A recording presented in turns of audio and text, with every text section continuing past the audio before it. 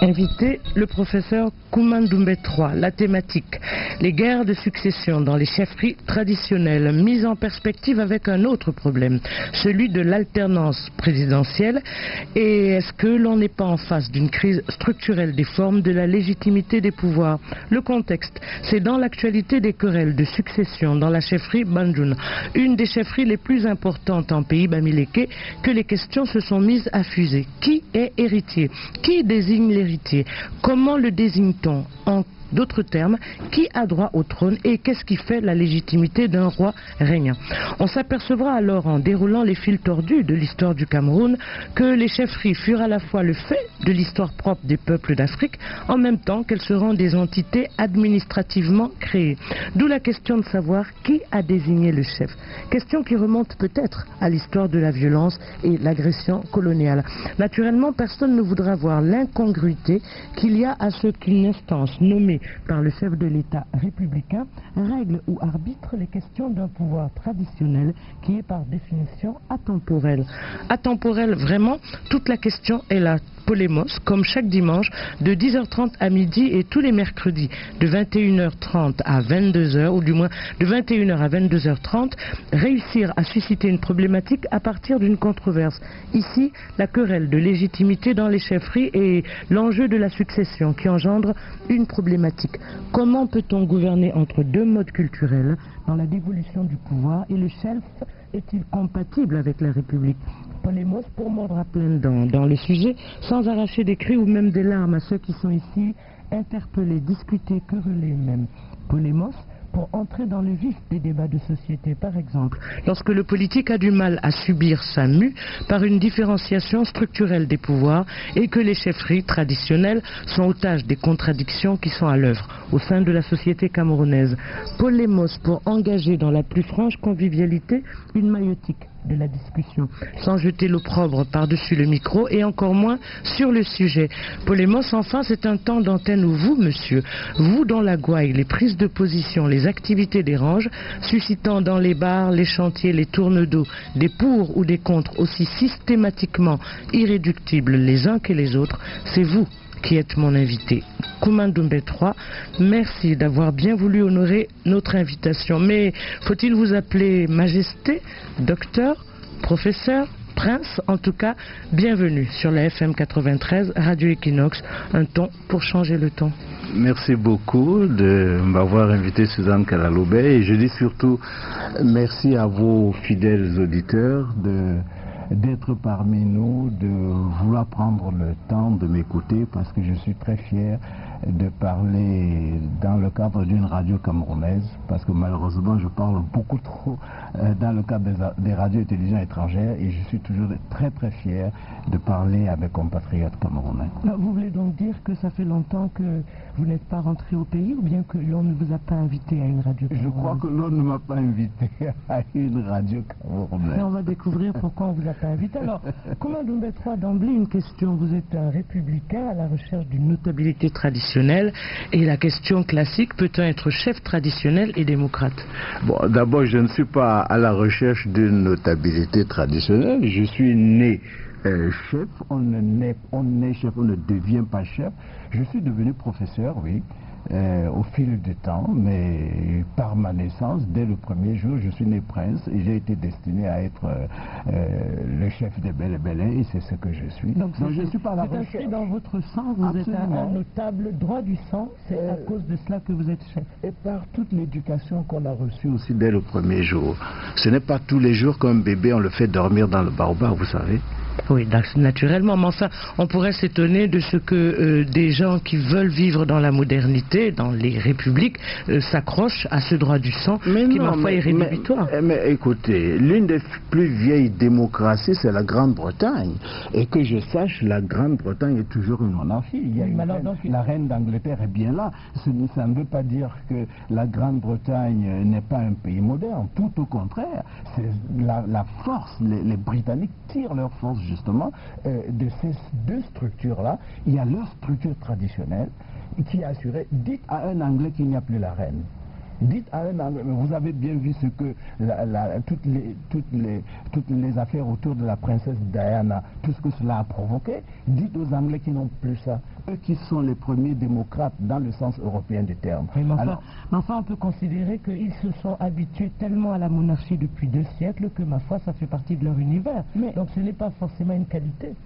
Ce n'est pas assez un problème de stabilité des structures et des institutions. Mais sauf que pour l'Afrique, c'est deux types de pouvoirs qui cohabitent et que la République est arrivée comme ça, un peu comme une clandestine. Mais le problème de l'Afrique, c'est que l'Afrique a été violentée et violée.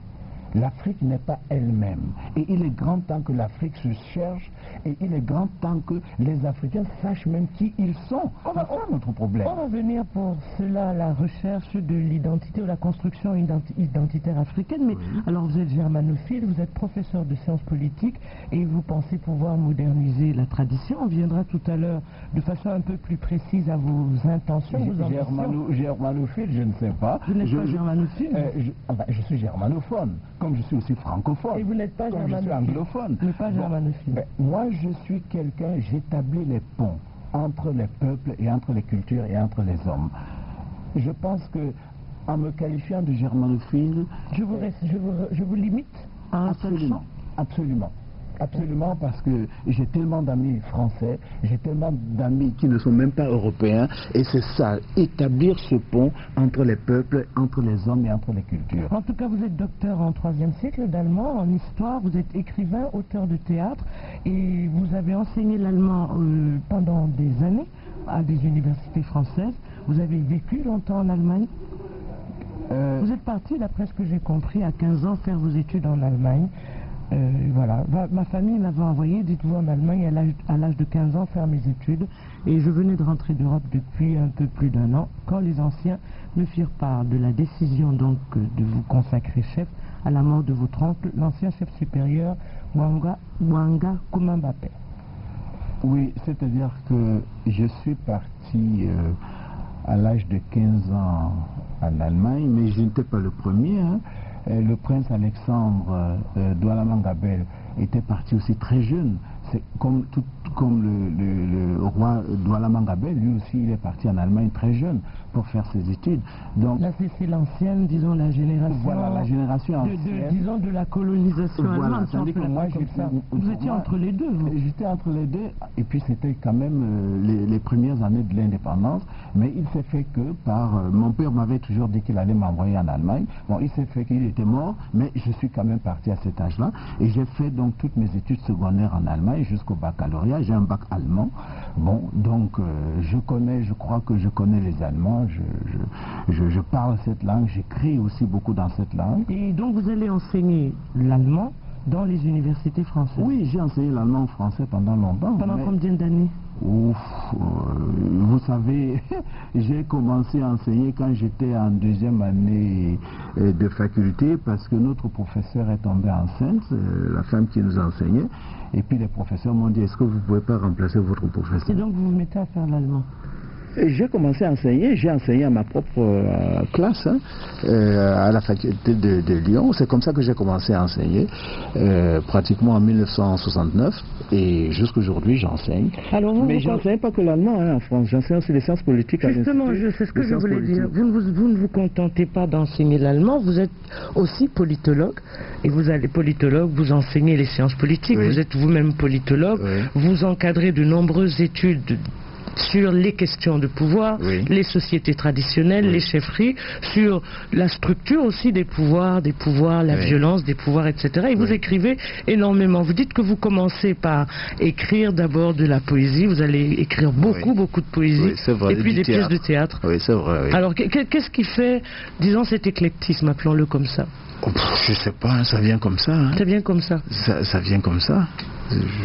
Ça vient comme ça, vous faites du théâtre, vous avez envie de mettre en scène des situations et puis voilà. Mais oui, mais c'est comme, vous savez, je me suis toujours dit, quand je fais mes recherches scientifiques et j'arrive à des résultats, après, bon, je publie, si vous voulez, le document d'histoire ou de sciences politiques, mais après, pour communiquer ça vraiment à une population plus importante, alors j'en fais une pièce de théâtre, par exemple. Parce que vous pensez que le théâtre, c'est un langage de vulgarisation, mais si c'est écrit en français, français ou en allemand, qu'est-ce que les Camerounais en ont à faire, eux? Qu'est-ce qu'ils y comprennent?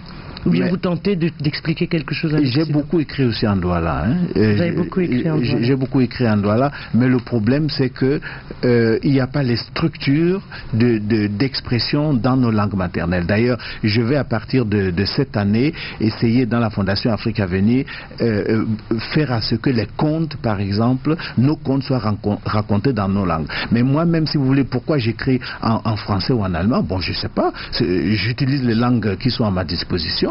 Quand je suis en Allemagne ou en Suisse ou en Autriche, voulez-vous que je parle français? Mais vous pouvez parler en français puis quelqu'un va traduire. Ah ben non, la traduction c'est une trahison. Voilà. Pourquoi la traduction est une trahison? On viendra alors. Vous écrivez quand même, apparemment, vous vous posez comme un auteur engagé à l'époque. Vous écrivez un certain nombre de textes extrêmement virulents qui dénoncent la violence coloniale ou bien qui, comment dirais-je, qui fait l'apologie des nationalistes. Les textes ne sont pas virulents. C'est la situation qui est violente et virulente. Donc, parce que la situation est virulente, vos textes rendent compte de cette violence-là. Voilà, en tout cas, vous écrivez un texte sur le cannibalisme, sur Kafra Biatanga, sur Amilcar Cabral, sur Lisa la putain d'eux, et puis le soleil de l'aurore.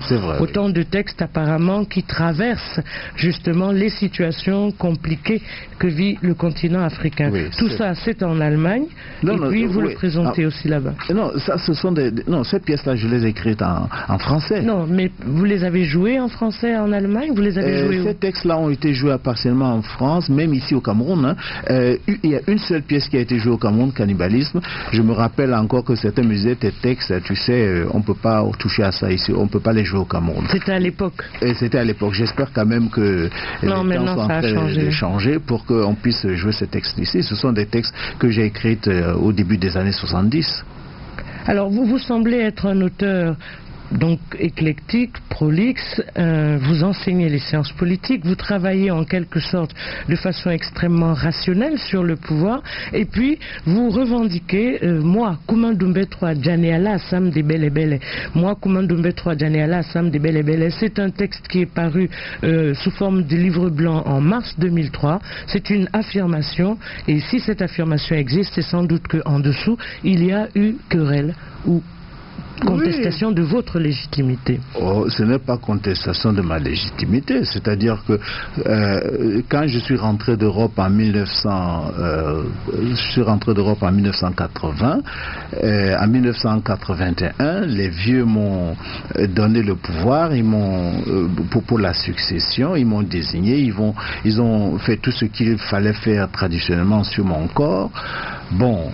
Mais ce que j'avais dit à l'époque, c'est que comme il y avait un de mes neveux, Enis Koum, qui était au pouvoir parce que Bouanga Koum était mort depuis longtemps, j'ai dit qu'il faut attendre que Dieu l'appelle pour que je monte au pouvoir. Et quand il est donc mort en 94 et que la famille m'a présenté donc au sous-préfet lors d'une grosse palabre, le préfet avait eu des instructions fermes de ne pas accepter que je monte sur le trône.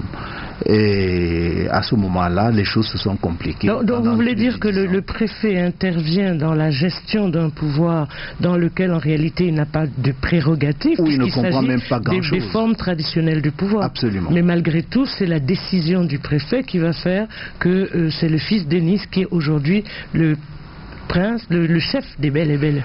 Ça, c'est la décision du gouvernement, mais qui n'a pas d'impact au niveau de la tradition. Mais ça a une incidence dans le fonctionnement de votre chefferie? Oui, il y a beaucoup de problèmes, mais c'est une chefferie qui est, si vous voulez, actuellement en train d'être détruite. Comme la plupart des chefferies. Comme la plupart des chefferies. Est-ce que c'est parce qu'il y a une collusion de décisions, c'est-à-dire qu'il y a deux instances maintenant qui agissent sur les chefferies, d'un côté l'instance issue des institutions républicaines, Absolument. Et d'autre côté les instances traditionnelles qui ne semblent plus avoir de prise. Il y a aussi une troisième instance, si vous voulez, c'est le pouvoir de l'argent. C'est une troisième instance ou bien c'est une instance toujours présente? Elle a toujours été présente, mais aujourd'hui elle joue quand même de plus en plus un rôle de plus en plus, et surtout lorsque le pouvoir d'argent et le pouvoir de l'administration, lorsque ces deux pouvoirs-là, si vous voulez, se lient, alors ça fait beaucoup de problèmes. Mais vous savez ce qu'il y a et je crois que c'est ça qui est très important. Quand le pouvoir colonial ou le pouvoir administratif après les indépendances défie la tradition en général se replie sur elle-même, mais elle ne renonce pas. Oui, mais quand on voit cette déclaration, par exemple, du prince Kouma Ndoumbe, c'est votre déclaration, oui. Prince Kouma Ndoumbe III, vous dites que vous êtes prince, né prince de sang, mais dans votre déclaration, vous affirmez, au vu des pouvoirs attribués au roi Kouma Bapembele, c'est ça, oui. Depuis 1846 par son père Belebado, au vu de la demande de l'administration du Reich allemand, puissance de tutelle, demande adressée à la cour traditionnelle des Bonado pour éclairer l'administration coloniale sur le droit de succession au trône des Belebele, au vu des verdicts, autrement dit, vous faites référence à plusieurs types d'instances pour légitimer votre, je dirais, votre titre de chef. Oui, alors que vous contestez en réalité les instances coloniales qui ont violenté, dites-vous, les traditions. Non, c'est-à-dire que voilà comment ça s'est passé. Vous savez, le problème qui se pose un peu au Cameroun et dans les pays, beaucoup de pays africains, c'est l'ignorance de notre propre histoire. Parce que notre histoire, nous ne l'apprenons pas à l'école. Malheureusement. Allez demander à un Banjoun si à l'école il a pu même apprendre l'histoire des Banjoun. Mais qu'est-ce qui empêche que les familles rendent compte à leurs enfants de cette histoire en leur donnant les éléments? Oui, bon, les familles ont ce devoir-là, mais les familles ne sont pas suffisamment aujourd'hui, n'est-ce pas, équipées pour faire ce travail. C'est un travail de la République aujourd'hui. Je parle de l'histoire en général, l'histoire de notre peuple, de nos pays. Ces histoires-là ne sont pas tellement simples. Mais pour revenir à votre question, le problème de la légitimité s'était déjà posé à l'époque parce que Kouma Mbappé, qui était le grand roi des Belebele, c'est lui qui avait combattu les Allemands, les armes à la main, en disant que non, je ne veux pas la colonisation, non, je ne veux pas signer le traité de 12 juillet 1884. Oui, donc le fait qu'il le refuse, ça veut, alors on va saper le fondement de sa légitimité. Mais justement, c'est ça qui est très important. Les Allemands ont été corrects à l'époque. En quel sens? Dans ce sens que lorsque son neveu, le fils de Mbapa Bouanga, a voulu revendiquer le pouvoir, les Allemands ont dit cette histoire, nous on ne s'y connaît pas. Donc les Allemands, eux, ont dit réglez vos affaires entre indigènes. Ils ont dit ce sont les Bonado, Douala Mangabel, dites-nous qu'est-ce qu'il en est. Et il y a eu tout un tribunal des Bonado sous la présidence du roi Douala Mangabel, oui, mais qui a donc fait un verdict. Le verdict disait Kouma Mbappé est le seul qui a eu ce trône et c'est le verdict des instances traditionnelles. Et les Allemands ont reconnu ce verdict-là. Oui, mais alors bon, vous n'aviez pas besoin de toute façon de la reconnaissance des Allemands. Non, mais c'est parce qu'à l'époque, le Cameroun était déjà allemand. Et alors? Alors, à partir du moment où il était allemand, et c'est ça qui est... Mais est-ce qu'il n'y a pas un paradoxe à toujours se référer à une autorité tierce pour légitimer un pouvoir traditionnel? Non, c'est comme aujourd'hui. Vous avez bien un décret, n'est-ce pas, qui réglemente, un décret républicain, qui réglemente ces chefferies-là, parce que le pouvoir, si vous voulez, veut toujours contrôler un pouvoir quelconque qu'il y a. C'est ça le fond du problème. Mais au niveau traditionnel, on n'a pas besoin de justifier. Au niveau traditionnel, il faut que les choses soient claires. Mais si à qui appartient le pouvoir? À qui appartient le pouvoir et comment devient-on chef? Ça va être la deuxième partie ou la deuxième séquence tout de suite. Eh bien oui, vous êtes sur la FM 93 en compagnie du professeur Kouma Ndoumbe III, qui est prince, démocrate, traditionnaliste, politologue ou politiste, germanophone et a enseigné l'allemand pendant des années et qui faisait observer que la contradiction des sociétés africaines réside dans la confusion des pouvoirs ou la confusion des traditions avec l'intrusion coloniale ou néocoloniale dans la désignation des chefs. Cette intrusion ou cette tentative de captation des pouvoirs par l'État colonial est à la base des querelles de succession, comme on peut l'observer aussi bien à Banjoun, Fumban et à Akwa, comme chez les Belebele. Vous disiez tout à l'heure, avant que justement nous n'écoutions votre premier choix musical, que le fond du problème, c'est que des gens ont voulu se mêler en quelque sorte de ce qui ne les regardait pas dans les chefferies traditionnelles pour mieux contrôler les pouvoirs et que cette agression est à la base des querelles d'aujourd'hui. Absolument. Démontrez-le. Le Ngondo qui vient de se passer là, celui qui plonge ne reste que 2 minutes. Nous savons que celui qui plonge reste 15 à 30 minutes dans l'eau. Mais il n'est peut-être plus entraîné. Mais non, justement, ce n'est pas qu'il n'est plus entraîné, c'est que le Ngondo doit d'abord être accepté.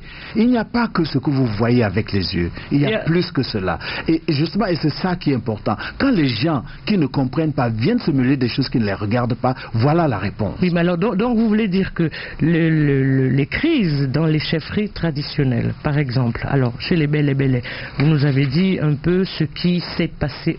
Vous dites que vous êtes prince, et puis il y en a un autre qui est là, qui est à la chefferie. Enfin, que le gouvernement nous a imposé, oui. Que le gouvernement a imposé. Donc vous dites que c'est une manipulation politique. Ah ben bien sûr, bien sûr.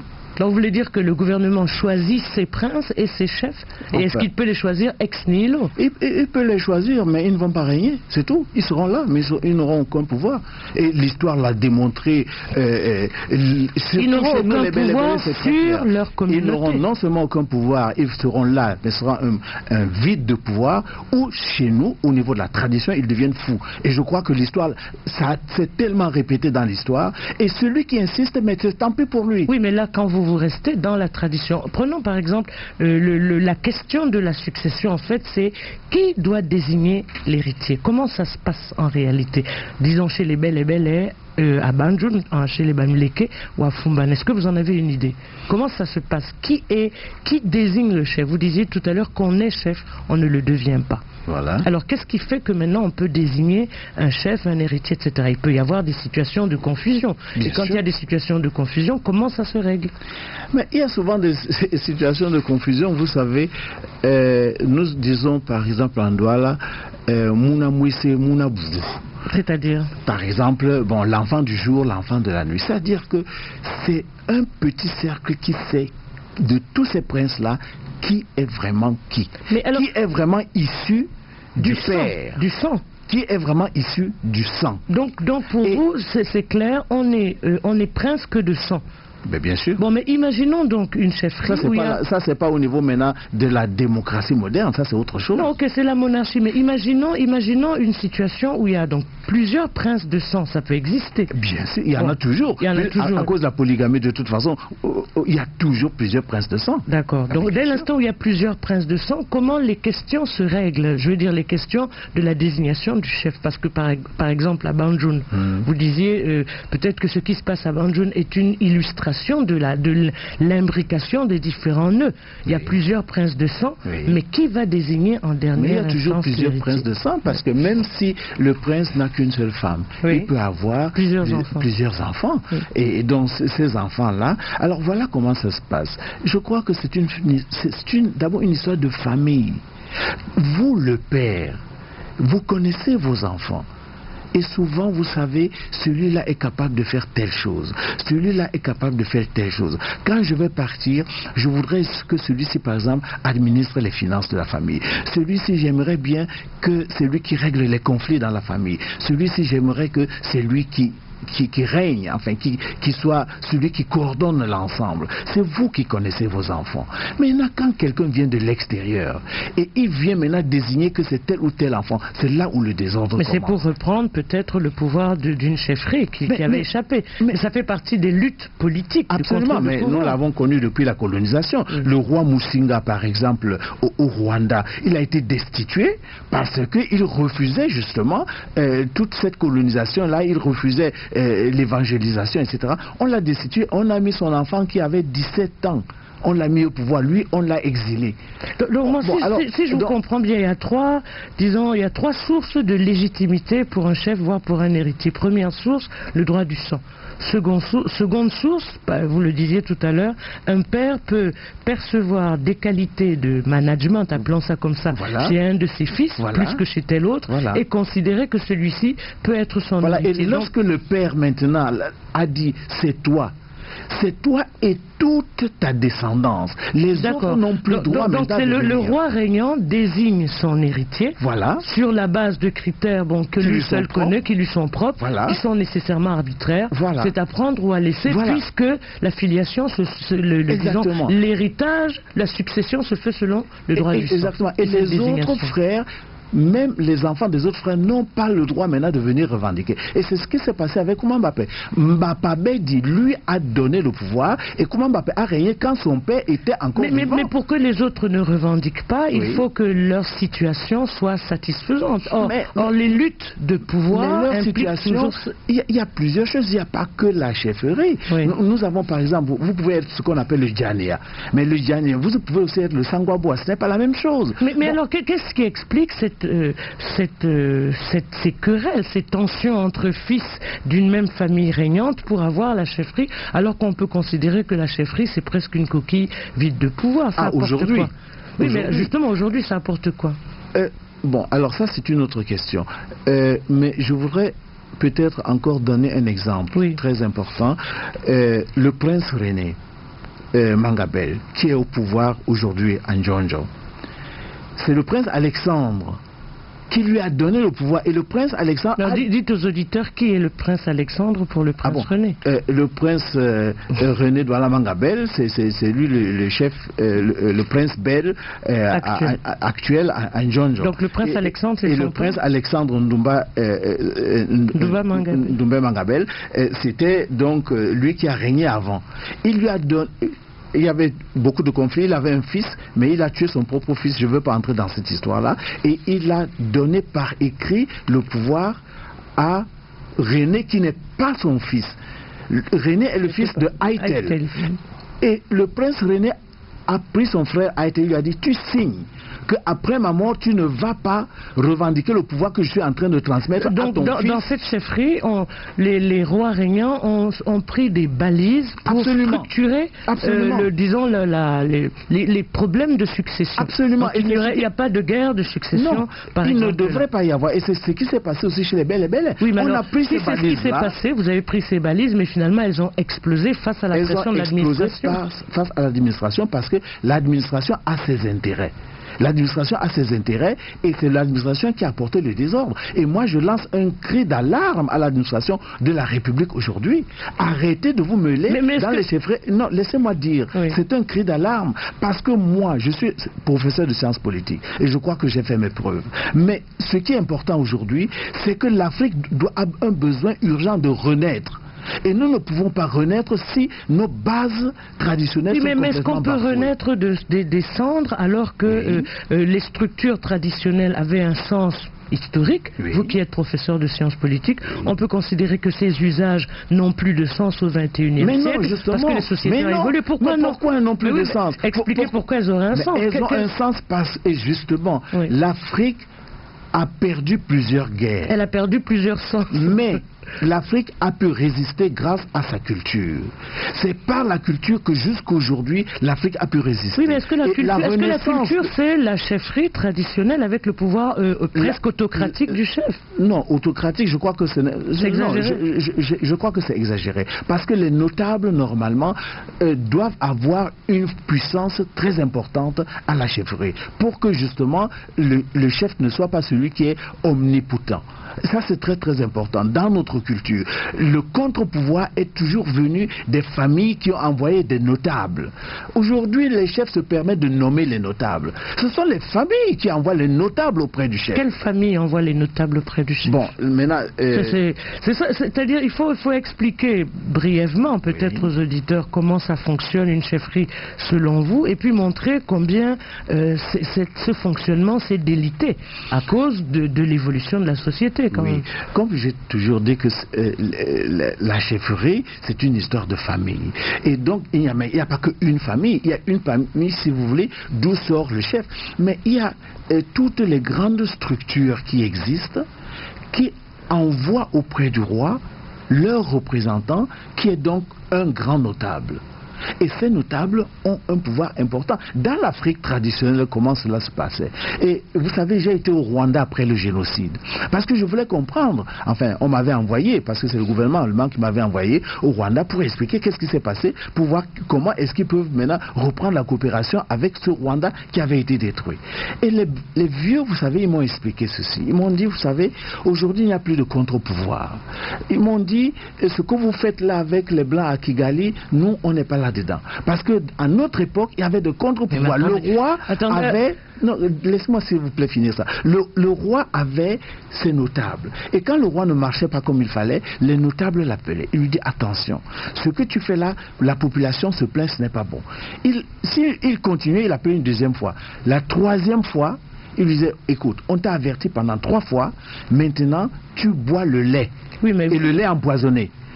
Oui, donc ça veut dire qu'il y avait un contre-pouvoir au niveau des notables qui étaient envoyés par les familles. Mais ça c'est l'histoire, et ça avait une force en son temps. Voilà. Nous sommes aujourd'hui encore une fois au XXIe siècle. Vous êtes professeur, vous, de sciences politiques, vous avez étudié le pouvoir et le développement politique scientifiquement. Vous savez aussi bien que moi que ce développement politique est en fonction des mutations socio-économiques et culturelles. Je suis d'accord. On peut considérer que les peuples ont évolué, ont une autre projection. Mais évolué dans quel sens? Non, mais ils ont une autre projection. Peu importe. Est-ce qu'on est censeur de l'histoire des peuples? Ah non, mais attention, l'histoire africaine est une histoire traumatisante. D'accord, elle est traumatisante. Il faut bien en sortir, oui. On doit sortir de ce traumatisme. Mais est-ce qu'on va en sortir par une utopie de la modernisation des chefferies traditionnelles? Une utopie de la modernisation. Nous ne pouvons pas sortir de ce traumatisme si nous ne savons même pas d'où nous venons. Nous savons d'où nous venons, supposons que non, justement, nous ne savons pas. Et alors, regardez dans la population. Allez dans les différentes chefferies au Cameroun. Quand vous n'apprenez même pas vos propres histoires, quand vous ne la maîtrisez pas, quand vous ne savez pas qui vous n'êtes pas capable de relever les défis, du futur. Qu'est-ce qu'un jeune Africain aujourd'hui gagne à savoir qu'il y a eu des chefferies traditionnelles, qu'on devient chef par le droit du sang, et de voir l'étalage de toutes ces querelles de notabilité, de légitimité, voire de légalité, avec la confusion administrative? Il gagne quoi à savoir ça? Quelle fierté y a-t-il à... Ce n'est pas un problème de fierté, c'est pour savoir où est-ce que, par exemple, des erreurs importantes ont été faites. Où est-ce que ces structures-là, par exemple, ne répondent plus à la modernité? Qu'est-ce qu'il faut reformer? C'est cela qu'il faut. Est-ce que c'est une réforme qu'il faut, ou bien est-ce que les crises, justement, dans les chefferies les plus emblématiques de ce pays, ces crises de succession, ne sont-elles pas la preuve que ces structures-là n'ont plus de raison d'être? Vous qui êtes spécialiste des sciences sociales, est-ce que ce n'est pas ça que ça veut dire?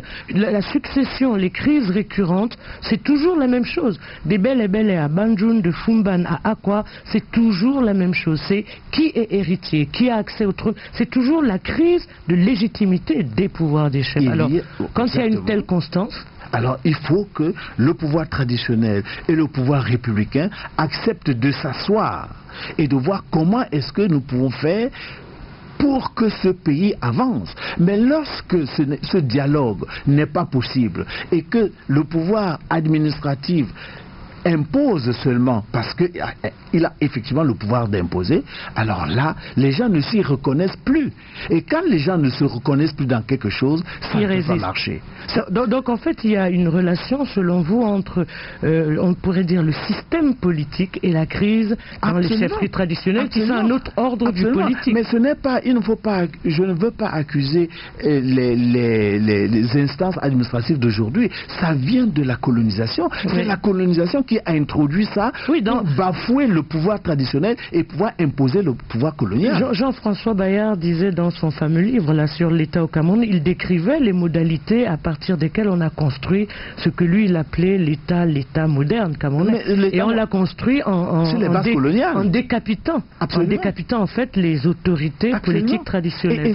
Mais vous dites qu'il y a eu un double, pas suicide, un double assassinat. On a décapité les autorités traditionnelles fortes et on a isolé tout chef traditionnel qui n'était pas d'accord avec la procédure coloniale. Absolument, et les conséquences sont extrêmement graves. Je voulais vous donner l'exemple du Rwanda tout à l'heure. Qu'est-ce qui s'est passé? Quand Musinga, on l'a envoyé même en exil, on a mis son fils de 17 ans qui ne comprenait pas grand-chose et qui a donc devenu catholique. Et les tambours secrets, les 17 tambours secrets, il a amené ça à l'église pour donner ça à Jésus-Christ. Aujourd'hui, quelle est la conséquence? Le Rwanda est un pays à 100% pratiquement, à 1% seulement musulmans, à 99% chrétiens et à 90% catholiques. Et qu'est-ce que nous avons là? Le Rwanda n'arrive pas à se retrouver. Et il n'arrive pas à se retrouver selon vous parce que le génocide a commencé bien avant. Bien avant. Ils vont de génocide en génocide. Alors, donc, il y a quelque chose qui ne va pas. Les Africains doivent se réconcilier avec leur propre histoire, avec leur propre structure, avec leur propre personnalité. Mais la réconciliation ne doit-elle pas aussi se faire par une sorte de lucidité? Absolument. On nous a d'accord volé une partie de notre histoire, mais ma foi, c'est une partie volée. Maintenant, l'histoire de l'Afrique, c'est aussi cette partie traumatisante. Absolument. C'est comme ça que je dois même la revendiquer pour pouvoir aller plus loin. Mais le drame, c'est quoi? Aller dans les facultés de sciences politiques, puisque je suis politologue. Justement, aller dans les facultés de sciences politiques dans les pays africains. Mais c'est scandaleux. Pourquoi c'est scandaleux? Mais ce qu'on apprend, c'est quoi? On n'apprend rien sur les structures politiques de l'Afrique qui a existé depuis des millénaires. On apprend ce qui se passe aux États-Unis. Oui, mais attendez, même si on apprenait dans le descriptif du fonctionnement des chefferies traditionnelles, mais enfin, c'est pas fondamentalement différent. Vous savez, le mot chefferie, même, c'est un mot colonial. Oui. Entre donc, nous. dans les sociétés politiques africaines. C'est très intéressant de lire les textes. J'ai beaucoup lu les textes de 1884 là. Quand les Blancs sont venus ici, ils ont signé, c'était des rois, les kings. Mais après, tout de suite après la colonisation, ils ont transformé ces kings en Häuptling, comme c'était en allemand, c'est-à-dire chef. Ils ont émasculé en quelque sorte les dynasties. Ils ont émasculé même dans le terme. Donc moi je dis que un politologue sérieux africain doit connaître le fonctionnement des structures politiques de l'Afrique traditionnelle pour pouvoir être capable de faire des propositions pour l'Afrique moderne. Mais si le fonctionnement de ces structures politiques, disons endogènes, est identique dans disons, la construction des décisions, le mode de dévolution du pouvoir, etc. Est-ce qu'il est besoin de faire une illustration singulièrement africaine? Oui, alors, qu'est-ce qui fait la spécificité? Parce que vous me dites, oulala, comme si j'avais... D'abord, l'Afrique, c'est un continent immense. Oui. L'Afrique, c'est un continent immense. Et il ne faut pas parler de l'Afrique comme ça. Il y a des Afriques, même au niveau de la science politique. Ce que je veux dire, c'est que, prenez un politologue d'aujourd'hui, africain, qu'est-ce qu'il fait? Il peut vous parler du fonctionnement de la Grande-Bretagne. Mais il peut aussi vous parler du fonctionnement de ce que aujourd'hui on appelle les chefferies traditionnelles, des dynasties africaines. Mais non, si vous en êtes capable, il apprend le fonctionnement des microcosmes politiques, quelles que soient les situations. Il y a des invariants. Si la science politique existe, c'est bien que on peut analyser le politique de façon non pas universelle, mais de façon quasi objective. Le fonctionnement du politique et des systèmes. Ça, et que le contexte culturel particulier ne bouleverse pas fondamentalement. Le contexte politique est très important. Oui, le contexte culturel est très important. Le contexte culturel est très important. Oui. Prenez la France et la Grande-Bretagne. L'Allemagne. La France a une culture de centralisation. L'Allemagne a une culture de fédération. C'est deux cultures politiques vraiment différentes. Et l'Afrique a des cultures de quoi?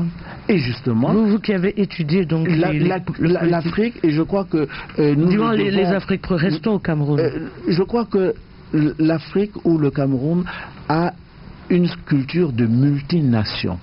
C'est-à-dire que vous êtes dans un pays, mais avec plusieurs nations. D'accord, mais quelle incidence ça a dans la construction du politique, puisque nous avons eu plusieurs dynasties, puisque vous ne voulez pas le terme de chefferie, disons qu'on a plusieurs dynasties au Cameroun, par exemple. Oui, bon, est-ce que ce Cameroun que nous avons aujourd'hui, c'est pas le Cameroun des anciennes dynasties? Vous savez que le Cameroun est un pays qui a été divisé, déchiré, etc. Et c'est un peu ça notre drame, que il n'y a pas eu vraiment une continuité dans l'histoire. Il y a eu une rupture dans l'histoire et une rupture dans nos systèmes politiques avec l'irruption de la colonisation. Mais ce que je veux dire, c'est que nous devons penser aujourd'hui et demain. Aujourd'hui et demain, qu'est-ce que nous devons faire? Et je pense que nous devons d'abord voir quelles ont été les erreurs que nous avons commises dans nos structures politiques. Où ont été les faiblesses dans nos structures politiques et comment pallier à ces faiblesses aujourd'hui et comment concilier, si vous voulez, ce à quoi les gens s'identifient avec les exigences de la modernité. Si je comprends ce que vous dites, il y a la déstructuration des pouvoirs endogènes, des pouvoirs politiques endogènes africains, et Camona en particulier, a été une œuvre coloniale délibérée. Et après la colonisation, elle continue. Et donc, voilà. En fait, cette déstructuration, ou du moins cette ambition politique de contrôle de l'Afrique est en quelque sorte à la base des crises structurelles dans les successions. Mais c'est pour que les Africains ne soient pas capables de s'assumer. Alors maintenant, une fois qu'on a, disons, mis en exergue un peu qui est responsable, les causes, etc., il va bien falloir, comme vous dites, qu'on avance. On va avancer après probablement la pause musicale, mais juste un mot. Vous avez choisi, m'aviez-vous dit en off, Mbemba Moutasawa des Boalotine, parce que cette chanson illustrait, selon vous, la somme de vos propos. Quoi.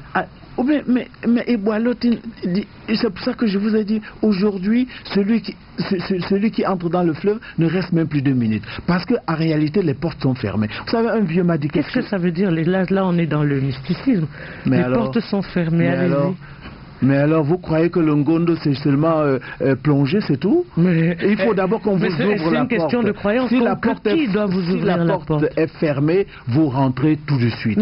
Si la porte est ouverte, eh bien, vous restez et on vous donne ce qu'on doit vous donner. Mais comment Doumbé, vous, professeur de sciences politiques, vous croyez à cela? Parce que ce sont des croyances. Ce n'est pas scientifiquement vérifiable. À ce que vous dites, c'est-à-dire quelqu'un est là quelque part qui va ouvrir les portes. C'est ça que vous êtes en train de dire. Vous êtes né de qui? Vous êtes né comme ça? Vous êtes né d'un père et d'une mère. Essentiellement. Et eux aussi, ils sont nés d'un père et d'une mère. Peut-être qu'ils sont partis et qu'ils sont quelque part. Et il y a continuité. Et la continuité pour vous, elle est atemporelle, elle est spirituelle. Elle n'est pas structurelle. Écoutez, Dieu n'existe pas, Dieu existe bel et bien. Vous l'avez vu un jour, c'est une question de croyance. C'est une question de croyance. En tout cas, vous avez choisi comme deuxième choix musical le fils d'Agatha Moudio, Agatha. Mais attendez, je vais d'abord vous dire quelque chose. Le fils d'Agatha Moudio, parce que ce sont les fils d'Agatha Moudio aujourd'hui qui prennent les chefferies. Et c'est ça le fond des problèmes. En tout cas, on a bien compris le sens de vos choix. Qui est héritier? Vous dites que tout le monde peut hériter parce qu'il y a un contrôle. Et tant qu'il y aura des fils d'Agatha Moudio, il y aura crise dans les chefferies. Ce n'est pas mon fils, on le voit bien, ce n'est pas mon fils, même si c'est le tien.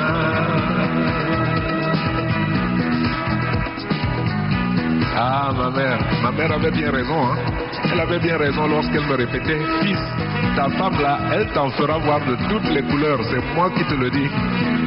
De toutes les couleurs, et elle a commencé par me faire un fils blanc et elle soutient que c'est mon fils à moi et elle croit que je vais tomber dans le panneau comme un imbécile. Mais maintenant que tu as décidé de me faire des enfants de toutes les couleurs comme ça, Agatha, dis-moi le prochain il sera comment? Un jour tu vas me faire un enfant vert ici, hein. Tu viendras encore me mentir qu'il est noir. Moi je te préviens, si tu fais un enfant vert, dis-moi seulement que l'enfant est vert. Ne viens pas me mentir qu'il est noir.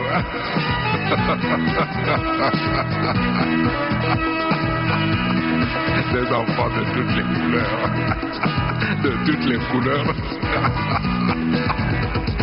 Agatha, ne me mens pas.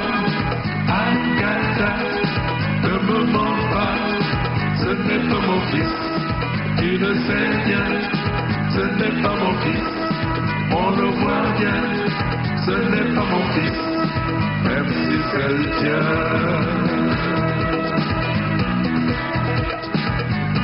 Enfin, tu as de la chance, hein, Agatha.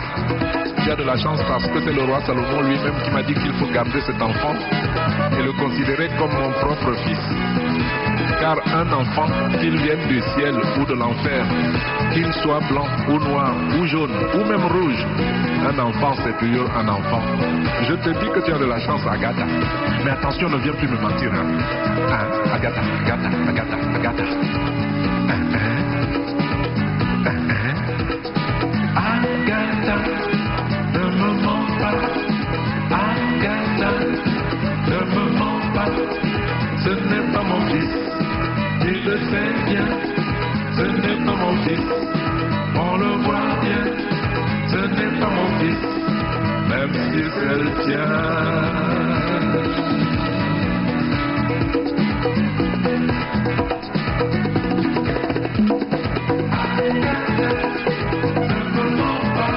Qu'il soit rouge, qu'il soit jaune, qu'il soit vert, qu'il soit bleu, de n'importe quelle couleur.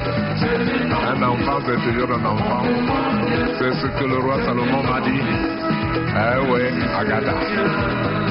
Et à ce roi du vin de Pâques.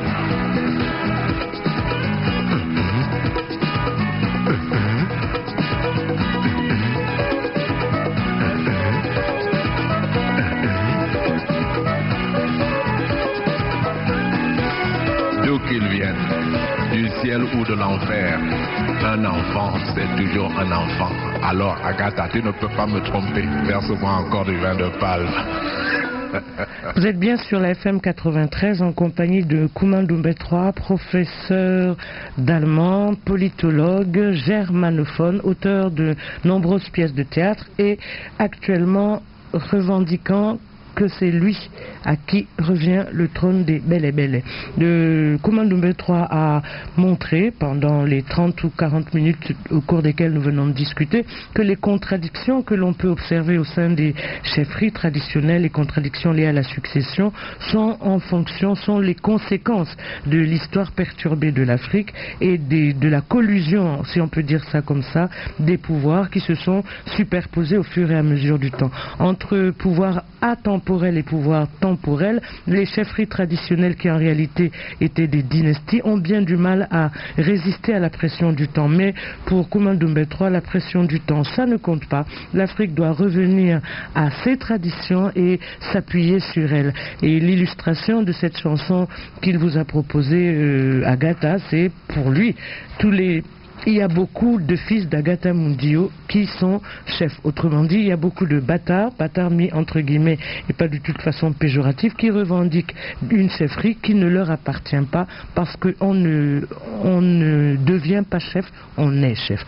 Bon, tout ça étant, Kouma Ndoumbe 3, nous sommes au XXIe siècle, nous sommes confrontés à une forme de modernisation du politique et on constate au fur et à mesure du temps que c'est l'administration en réalité qui règle les problèmes ou les litiges. Et naturellement, elle les règle en fonction d'un autre ordre politique qui expliquerait qu'elle a écarté certains chefs réels de la chefferie ou du contrôle des chefferies parce que ces chefs ne lui étaient pas acquis politiquement. Bon an, mal an, on constate que malgré tout, c'est toujours cet ordre-là qui va devoir régler les querelles de succession. Mais cet ordre devient un désordre. Et justement, est-ce que c'est véritablement un désordre? Ah, bien sûr, c'est un désordre parce que c'est le fils d'Agatha Mundio n'a pas accès, comme on dit chez nous. C'est pour cela que je dis, il y a d'autres institutions.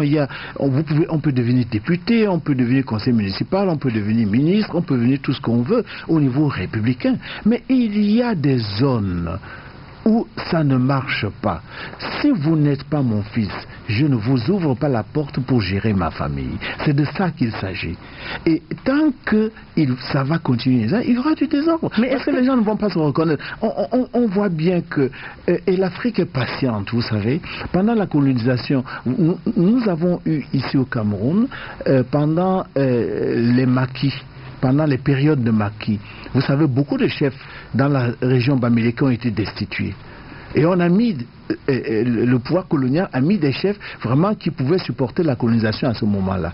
Mais la population savait que ces gens-là, ce n'étaient pas nos chefs. Et après, bien après, on a bien vu que ces chefs-là, finalement, ont dû céder la place à certains vrais chefs. On peut se poser la question de savoir, bon, au fond, même si les chefs mis par l'administration coloniale sont là, quel est le poids politique aujourd'hui de ce que vous appelez les chefferies traditionnelles réelles? Moi, je pense que c'est pour ça qu'il faut repartir dans la colonisation. Les chefs ont été créés par l'administration coloniale comme des auxiliaires de l'administration. Oui. C'est une insulte grave au pouvoir traditionnel d'être des auxiliaires de l'administration. Parce que la cohésion sociale, la cohésion culturelle, c'est autour de la chefferie. Le lien entre les vivants et les morts, c'est autour de la chefferie. Et c'est ça le rôle. C'est un rôle culturel très profond. Oui, mais est-ce que ce rôle culturel suppose, comment dirais-je, ne suppose-t-il pas qu'il y ait un autre type d'attribution plutôt que des prérogatives de pouvoir, le pouvoir de gérer la communauté, etc. Parce que la prétention des chefs, en fait, c'est de gérer aussi la communauté, de régler les conflits au sein de la communauté. Alors qu'il y a de nouvelles instances. Mais écoutez, on n'a qu'à se limiter à ces nouvelles instances et supprimer tout simplement les chefferies. Mais les chefferies sont en train de mourir d'elles-mêmes parce qu'elles n'ont plus de poids politique. Oui, mais pas dans tous les pays africains. Mais ici, au Cameroun, par exemple, les chefferies, ma foi, cohabitent avec des tas d'autres institutions, mais on a l'impression qu'elles sont complètement vidées de leur sens réel et que, elles n'ont plus de fonction. Et il n'y a que des querelles à l'intérieur des chefferies. L'un dit non, c'est moi le chef, non, c'est pas vous, et moi je suis né chef, non, vous avez été désigné. Et puis finalement, c'est des instances qui ne servent pratiquement à rien d'autre qu'à produire un certain désordre. Ça, c'est une conclusion hâtive. Hâtive, comment regarder Banjoun, regarder Fumban, regarder les Ce sont des crises, mais ce n'est pas parce qu'il y a une crise qu'on doit dire que ça ne sert plus à rien. Mais des crises aussi récurrentes, permanentes, qui se répètent, quel que soit le sujet. Mais il n'y a pas que ça. Est-ce qu'il n'y a pas de crise dans le système républicain au Cameroun? Bien sûr, mais ça peut être une déliquescence du système. Mais ça ne veut pas dire que le Cameroun est fini. Ça veut dire qu'on doit chercher des solutions pour sortir de cette crise. Mais pour chercher des solutions, il faut diagnostiquer la nature de la crise. Sinon on ne peut pas avancer. Vous attribuez ces crises, en fait, la cause, selon vous, c'est les désordres exogènes, en quelque sorte. Et vous refusez de dire qu'il y a une putréfaction de ces structures même. Pas seulement exogènes, mais il y a aussi la responsabilité au niveau de ceux qui sont des enfants, même qui sont à l'intérieur de la chefferie. Quand quelqu'un devient riche tout d'un coup, a beaucoup d'argent, et par cet argent-là veut, si vous voulez, s'y mixer, ce n'est pas quelqu'un de l'extérieur, c'est un enfant, si vous voulez, de la famille qui le fait. Mais il sait très bien qu'il n'a pas droit, mais parce qu'il a beaucoup d'argent, il le veut. Donc non, je crois que les responsabilités sont partagées. Les responsabilités sont partagées, mais il y a aussi un problème profond chez nous, c'est l'ignorance. On ne connaît pas notre propre histoire. Oui, mais ça, vous l'avez déjà dit, oui. On ne connaît pas notre propre histoire, mais est-ce que ça suffit à expliquer l'incapacité? Oui, mais est-ce que ça suffit à expliquer l'incapacité des structures dites traditionnelles, en quelque sorte, de s'autogérer? Mais est-ce que c'est parce que les gens ne connaissent pas? Elles ne peuvent pas s'autogérer parce qu'elles dépendent d'un pouvoir plus fort, qui est le pouvoir l'autre colonial pouvoir, si ou le pouvoir républicain d'aujourd'hui. Oui. Donc, elle ne peut pas s'auto-gérer. C'est pour ça que je dis qu'il faut... Mais elle ne peut plus non plus revenir à une sorte d'endogamie. Mais non, il faut avancer. Moi, je pense que... Est-ce que moi, je vis comme mon grand-père? C'est impossible. Je suis un homme du 21e siècle. Et je crois que je me l'affirme en tant que tel. Mais je sais qu'il y a des choses fondamentales qui ont été hérité de mes ancêtres dont j'ai besoin, moi, pour pouvoir gérer le monde moderne. Comme quoi, par exemple? Comme quoi? Parce que vous en parlez comme si ça allait de soi. Qu'est-ce que vous avez hérité de vos ancêtres dont vous pourriez avoir besoin aujourd'hui en dehors de l'affirmation que vous êtes africain? Explicitement. D'abord ma propre langue. Oui. Par exemple, je maîtrise ma propre langue, j'écris en douala. Et c'est déjà par là qu'il faut commencer. Vous savez, quand j'ai publié le livre Blanc de Belle et Belle, un professeur d'université, dans la discussion, je voyais qu'il n'avait pas lu un certain texte qui était en douala. Mais je lui ai dit, mais il y a tel texte qui est en douala. Ah, il m'a dit, moi je ne sais pas lire le douala. un professeur Douala d'université. Et je dis que non, ça c'est une crise Mais il est fondamentale. professeur Douala. Mais non, il est Oui, mais professeur d'université. Le fait qu'il ne Ce n'est pas parle le pas, Douala. est-ce que le fait qu'il ne parle pas Ça- forcément cette langue Oui. le dépossède absolument de sa propre, disons, de sa propre identité culturelle? Mais ça le dépossède de l'essentiel. Oui, mais donc ça veut dire que cette dépossession, elle est le lot de toute une génération. Mais bien sûr, il faut que ça s'arrête. Imaginez un Allemand. Mais est-ce que ça s'arrête parce qu'on va rétablir les dynasties royales? Je n'ai pas dit bon. que... Non, Parce non, que- je parce vous que le donne fond quand du même un problème exemple. est là. Non, non, je vous donne un exemple. Imaginez un Allemand ou un Français à Paris, n'est-ce pas, qui enseigne l'histoire à Paris. Et il enseigne cette histoire en chinois. Et il n'est pas capable de parler le français. Vous pouvez vous l'imaginer? Non, mais Et il y c'est a ce qui des se passe en Afrique. Il y a des interprètes, Mais il y a non, des traductions. mais quels interprètes? Est-ce que vous pensez que, disons, que cette aliénation culturelle, ou bien cette appropriation de la C'est culture une des autres, destruction de l'homme ça peut être africain. aussi un enrichissement si Mais non. on le prend autrement? Non, non, non, non, non, non, non. Moi, c'est Non? pas vrai du tout. Ah bon? C'est pas un enrichissement.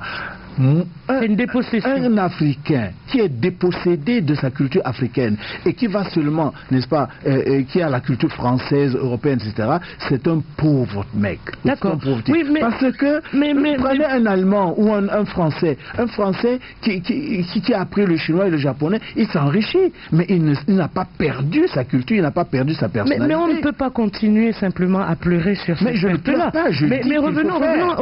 oui, justement. Je dis qu'il faut faire.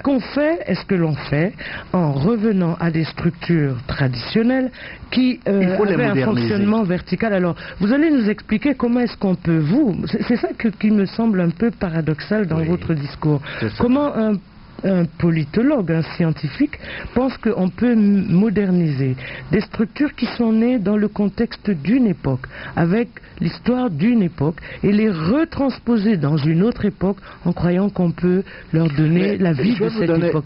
Expliquez-moi Le comment c'est professeur possible. Moïla Thiembe, Oui. le professeur Moïla Thiembe, RDC, qui a travaillé beaucoup sur justement les concepts justement, de citoyenneté et de voilà, nation. et sur ces questions-là, a développé justement la théorie des multinationalités. Que c'est ça justement qui est inhérent même au pouvoir africain. Et du moment où on refuse cette structure de multinationalité et on veut nous imposer la structure républicaine qui centralise le pouvoir, ça ne peut pas Oui, non, marcher. mais dans son développement des multinationalités, c'est qu'il disait que la citoyenneté africaine ne se réduit pas à disons, ne gomme pas les différences culturelles ou les différences ethniques, et que l'ethnie est une nationalité, Voilà. c'est ça. Moi, mais ce sont ce des n'était pas richesses. par rapport aux chefferies traditionnelles, Mais si, ni aux aussi. questions, parce qu'il ne disait pas restons sur les chefferies traditionnelles comme instance de départ de la construction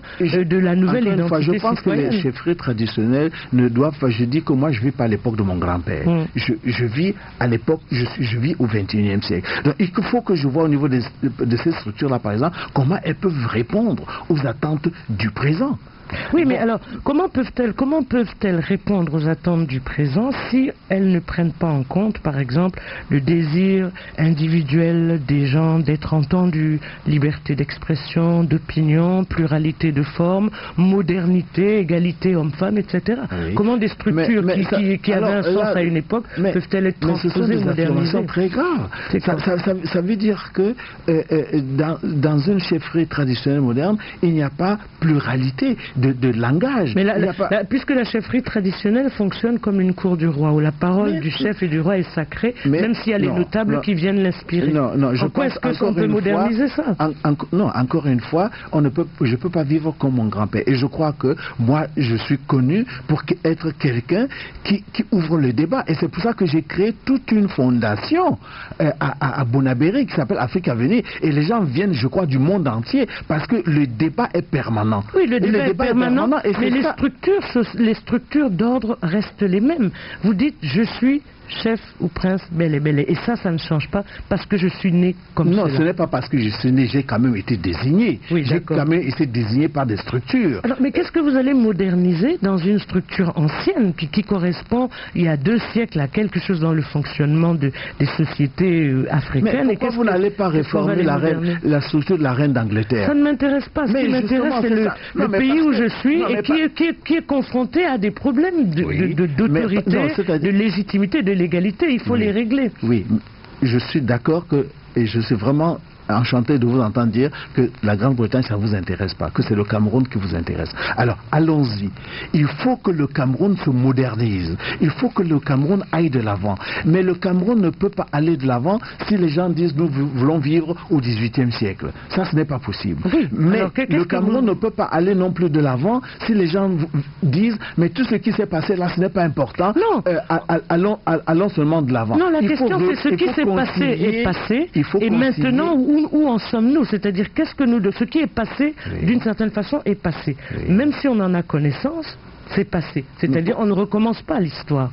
On ne la recommence pas. Vous êtes d'accord avec moi? L'histoire avance. Bon, alors si elle avance, qu'est-ce qu'on prend pour qu'elle avance? Est-ce qu'il faut qu'on s'agrippe à ce qui est passé? On ne s'agrippe pas. On prend le présent pour ce qui est. s'agrippe pas. Alors, expliquez-moi comment on modernise une chefferie, une dynastie, une chefferie qui est déjà elle-même dans tous les sens. Non, comment les on peut chefferies, moderniser pour moi, ça? encore, il faut partir de la multinationalité. Oui. Que les chefferies, c'est la base de cette multinationalité-là. C'est le village électoral de Gabriel. Il faut que cette chefferie puisse être ouverte. Oui. Parce qu'à l'époque, les chefferies, c'était peut-être d'abord les familles. Mais prenez une ville comme Douala aujourd'hui. Il y a tout le monde à Douala. Il y a tout le Cameroun à Douala. Il y a des gens qui viennent du monde entier qui sont à Douala. Donc, il faut s'ouvrir. Il faut s'ouvrir. Il faut créer des espaces de débat. Des espaces, si vous voulez, de communication. D'accord, mais pour autant, ça ne résout pas la question des entités, en fait, des entités politiques.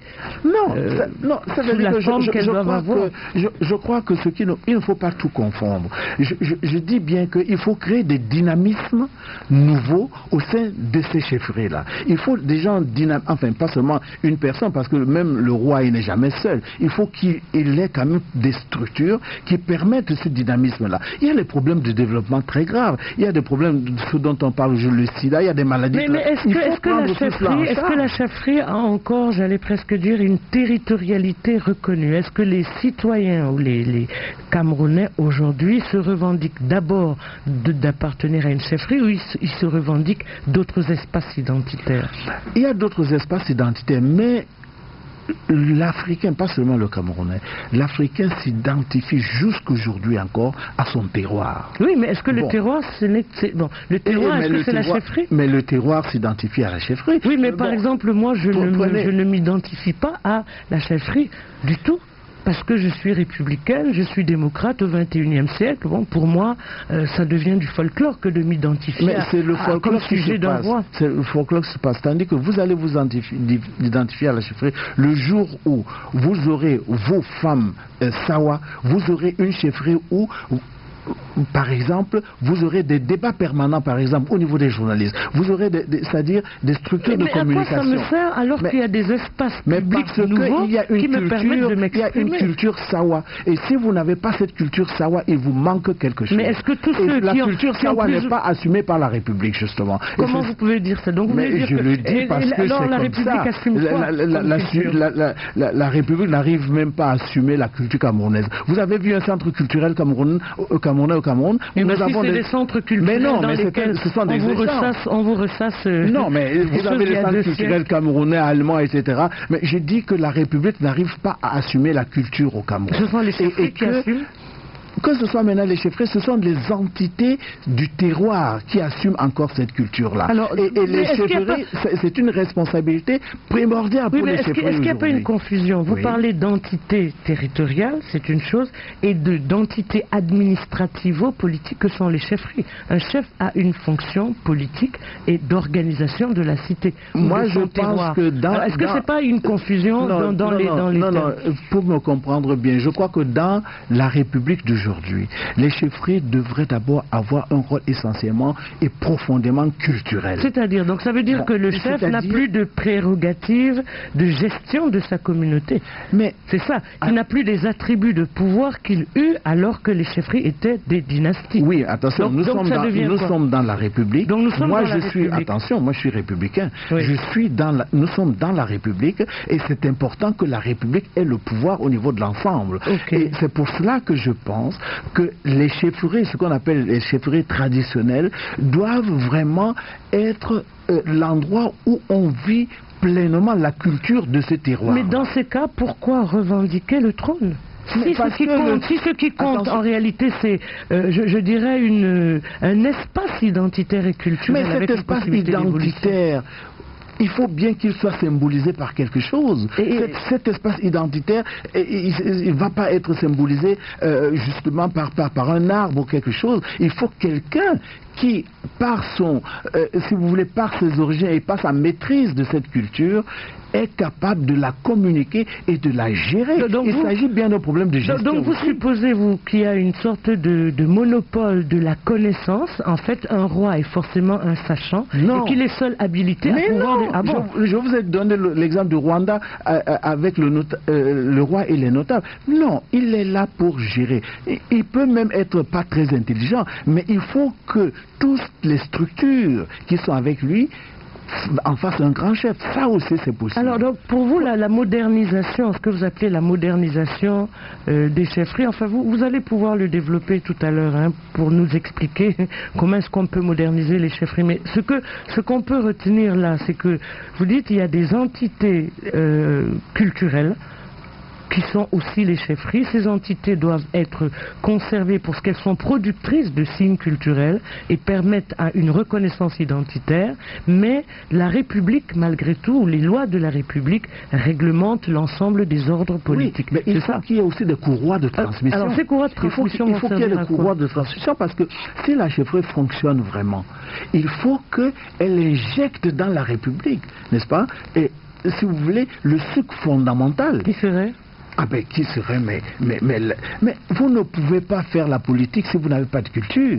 Oui, ça c'est impossible. La politique. Donc vous voulez dire que tout ce qu'on fait depuis là, ce n'est pas la politique, tout ce que le Cameroun fait ou vit, c'est pas la politique. Mais c'est la politique. Vous voulez dire que les choses sont bloquées parce qu'il n'y a pas appropriation culturelle du fait politique. Nous sommes quand même dans une crise culturelle profonde dans les pays africains, pas seulement au Cameroun. Et c'est pour cela que notre crise politique est aussi profonde. Et tant que nous n'allons pas comprendre qu'il faut absolument régler le problème culturel fondamentalement, nous n'allons jamais régler le problème politique. Oui, mais régler le problème culturel fondamentalement, on ne peut pas refaire l'histoire. Mais on doit avancer. Pour avancer, et on doit s'appuyer donc, selon vous, sur les instances culturelles et politiques que sont les chefferies, qui sont, selon vous, encore gardiennes d'un certain nombre de signes culturels identitaires. Il faut dépasser cette crise. Oui, mais cette crise-là, est-ce qu'elle n'est pas, je dis pas normale, mais en fait, est-ce qu'elle n'est pas dans le cours du mouvement historique des peuples, dans les constructions de nouveaux ordres? Mais c'est pour ça que je vous dis qu'il y a aussi une crise politique. Oui. Et alors, mais vous dites qu'on ne peut pas... au niveau de l'ensemble de la République, pas seulement au Cameroun. Regardez tous les pays africains comme ça. La crise politique, pour vous, elle est d'autant plus dure à dépasser qu'il y a aussi une crise culturelle. Mais absolument. Une désappropriation. Absolument. Vous prenez la constitution de la République fédérale d'Allemagne. Elle reflète l'évolution historique de ce pays et l'évolution culturelle de ce pays. C'est pour ça que pour les Allemands, la centralisation, c'est quelque chose d'inimaginable, par exemple. Tandis que les Français, c'est une autre histoire politique, c'est une autre culture politique. Alors, où est la culture politique des Africains? Il y a eu une rupture. Et tant que nous n'essayons pas, c'est-à-dire avec ce que nous avons encore pu garder, et que nous ne pouvons pas éjecter ça dans la modernité, mais nous n'allons pas nous en sortir. Donc, si je vous comprends bien, les crises de succession au sein des chefferies traditionnelles traduisent bien cette crise politique sur le continent. Alors, est-ce que le blocage aujourd'hui de l'autre succession, c'est-à-dire au niveau de la magistrature suprême, participe de cette crise-là aussi? Mais bien sûr. Vous allez nous l'expliquer tout de suite après votre choix musical.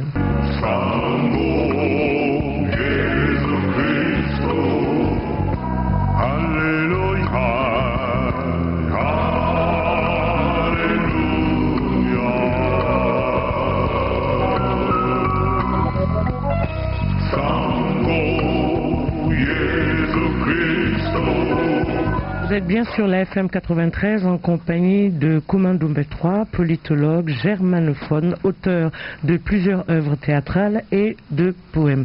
Il revendique son titre, il dit moi, Kouma Ndoumbe III, Djaniala Sam de Bele.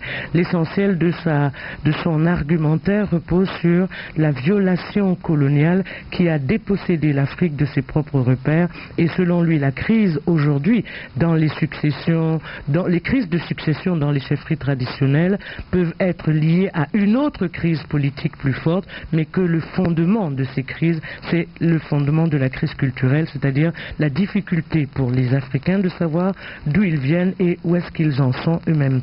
Et il parle de moderniser les chefferies en considérant qu'il faut les intégrer dans un système général où l'Africain a la parole et se reconnaît à lui-même.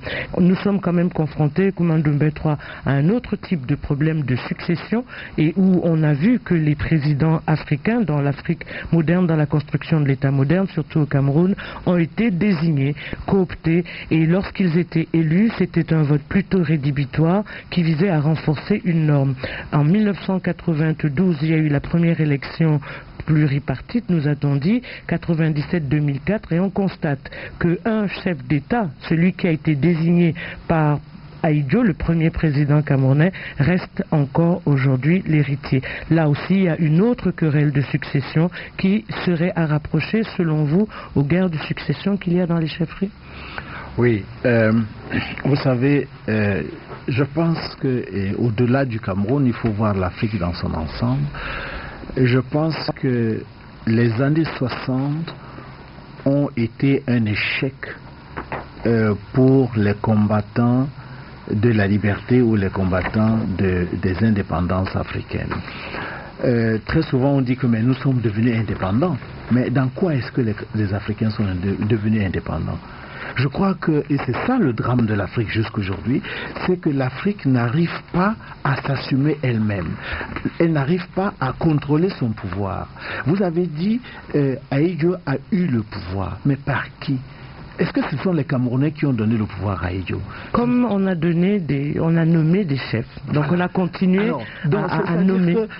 Il faut bien voir que le pouvoir extérieur est toujours très fort en Afrique et détermine ce qui se passe en Afrique. C'est-à-dire que l'Afrique n'a pas encore réussi à récupérer son pouvoir pour déterminer, si vous voulez, son sort. Notre sort est toujours déterminé ailleurs. Et par conséquent, ceux qui nous dirigent aussi doivent rendre compte. Donc la révolution maintenant alors? Pardon? Vers où allons-nous maintenant? Vers où doit-on aller en définitive? Mais alors justement ça a provoqué une crise, un blocage politique dans la plupart des pays africains. Vous l'avez démontré tout au long de l'émission. Maintenant, vers où doit-on aller pour se réapproprier ce qui nous est propre? Non, j'essaie seulement d'observer ce qui se passe. Je ne dis pas où est-ce qu'on doit aller, j'essaie d'observer et de voir que les Africains disent ça suffit comme ça, un peu partout. Qu'il faut qu'on sorte de là, il faut que le pouvoir nous revienne. Et que ce soit maintenant les chefs d'État qui sont là ou les ministres rendent compte aux Africains et non pas à d'autres instances. Et la modernisation des chefferies traditionnelles alors, ça serait quoi? Pardon? La modernisation des chefferies traditionnelles, ça serait quoi dans ce processus de réappropriation de son identité citoyenne? Je crois que j'ai déjà dit l'essentiel pour les chefferies traditionnelles. Je pense qu'il faut qu'elles soient modernisées et que vraiment elles aident les Africains à se retrouver profondément au niveau de leur culture. Parce que c'est dans cette culture que même la culture politique va être modernisée. Mais on peut attendre encore longtemps. Mais non, on ne va pas attendre longtemps parce qu'il faut bien puiser sa force de quelque part. Si vous voulez au niveau international être fort, pouvoir défendre votre pays, il faut que vous-même vous soyez bien assis. Si vous n'êtes pas bien assis, vous n'allez pas y arriver. Et si vous voulez être respecté et justement contribuer, et je crois que ça va moderniser même la science politique.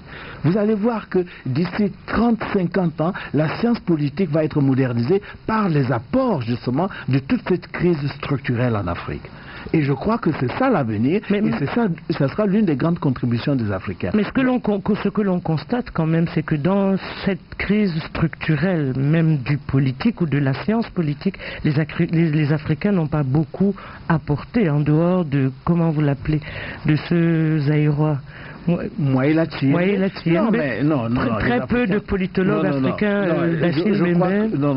je crois que quand même, le problème aussi, c'est un problème de communication. De communication. Moi, par exemple, je suis camerounais, je suis Douala, j'ai été au centre culturel français parce que c'est la plus grande bibliothèque ici. Malgré le fait que j'ai plus de 120 publications, je n'en ai pas trouvé une seule là-bas. Donc on va dire, Koumandou Mbe, il n'écrit pas, il ne publie pas. Si, il publie, mais il y a pas la communication. Où est-ce qu'on peut trouver toute cette communication sur les recherches que font les politologues africains?